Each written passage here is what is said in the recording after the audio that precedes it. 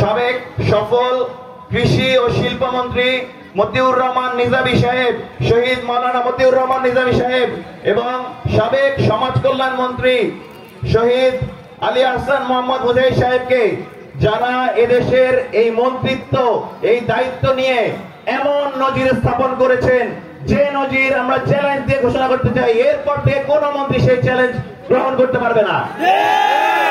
আমরা আজ যেখানে এসেছি, এই খুলনা 5 আসনে আপনাদের সৌভাগ্য হয়েছে এমন একজন নেতৃত্ব পাওয়ার।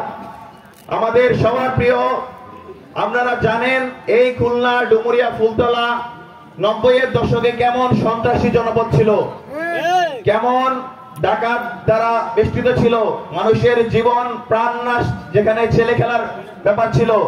সেই জায়গা থেকে এই অঞ্চলে অধ্যাপক মিয়া গোলাম পরোয়ার সাহেব এসে যে পরিবর্তন দেখিয়েছেন, সেই পরিবর্তনের সাক্ষী আমার সামনে যারা রয়েছে তারা সবাই রয়েছে। আমরা মনে করি এই পরিবর্তন, এই নেতৃত্ব, সৎ নেতৃত্ব কোন স্বাভাবিক বিষয় নয়, কোন প্রচলিত বিষয় নয়। যারা তার নেতৃত্বকে আমানত মনে করে, যারা তার নেতৃত্ব পাওয়ার পর কান্না করে, যারা এই নেতৃত্বের আমানত রক্ষার ক্ষেত্রে মহান আল্লাহ তাআলাকে ভয় পায়, তারা কখনো অসৎ নেতৃত্বের ধারকে বাহক হতে পারে না।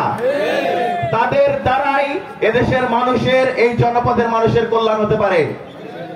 আমরা বর্তমানে যে পরিস্থিতি দেখতে পাচ্ছি, বাংলাদেশের মানুষের উপর জুলাই গণঅভ্যুত্থানের পর যে আকাঙ্ক্ষা তৈরি হয়েছে মানুষের, বাংলাদেশের মানুষ যেভাবে বাংলাদেশকে পেতে যাচ্ছে, ইনসাফের বাংলাদেশ পেতে যাচ্ছে, সেই জায়গায় আমরা দেখতে পাচ্ছি আজ এই বাংলার আকাশের এক কালো ঘনঘটা।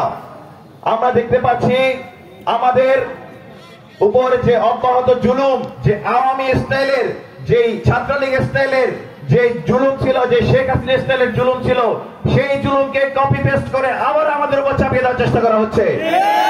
তারা ক্ষমতায় এখনো যাওয়ার আগেই যেভাবে আমাদের উপর জুলুম করছে, এটি আমাদের জন্য অশনি সংকেত। আমাদের মা বোনরা যারা রয়েছিলেন, আমাদের ছাত্র সংসদ নির্বাচনগুলোতে দেখা গিয়েছে তারা এমন কোন হীন অপপ্রচার চালায়নি যেন নারী শিক্ষার্থীরা, আমাদের বোনেরা আমাদেরকে নির্বাচিত করতে না পারে। কিন্তু দেখতে পেয়েছি আমরা আমাদের বাংলাদেশ ইসলামী ছাত্র শিবির নারীদের সর্বোচ্চ ভোটে নির্বাচিত হয়েছে বিশ্ববিদ্যালয়গুলোতে। একই সাথে তারা এটিকে ভয় পেয়ে আমাদের মা বোনদের উপর নোয়াখালী সহ বিভিন্ন জায়গায় নানাভাবে ভয়ভীতি প্রদর্শনের চেষ্টা করছে। আমরা হুঁশিয়ার করে বলে দিতে চাই, আমাদের এদেশের মা বোনেরা আগের মতো আপনাদের সেই ভয়ভীতিতে ভীত নয়। আমাদের এদেশের আগামী যে পরিবর্তন, আগামী যে আসন্ন নির্বাচন, সেই নির্বাচনের গণজোয়ারে, গণবিপ্লবে আমাদের মা বোনরা আপনাদেরকে সেটি দেখিয়ে দেবে ইনশাআল্লাহ। সর্বশেষ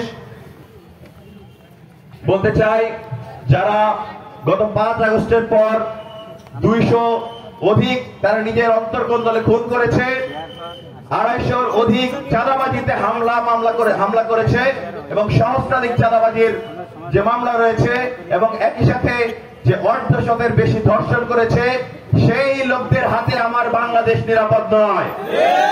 আমাদের আগামীর বাংলাদেশ নিরাপদ এমন লোকের কাছে যারা তার নেতৃত্ব নিয়ে আল্লাহর কাছে ভয় পায়, যারা তার নেতৃত্ব নিয়ে জনগণের জবাবদিহিতা নিয়ে ভয় পায়, এবং সেই নেতৃত্ব বাছাই করে নেওয়ার জন্য আপনাদের উদাত্ত আহ্বান জানাচ্ছি।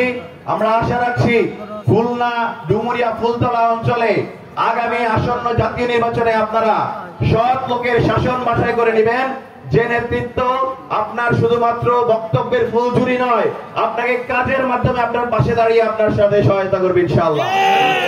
সেই জায়গা থেকে এই খুলনা 5 আসনে অধ্যাপক মিয়া গোলাম পরোয়ার ভাইকে এই জায়গায় আপনারা নির্বাচিত করে নেবেন, এটি আমাদের সকলের বিশ্বাস। পরিশেষে বলতে চাই, জানিয়ে দাও অন্ধকার জগতের রাজাদের, এ হাওয়ার দিক এবার বদলাতে চলেছে।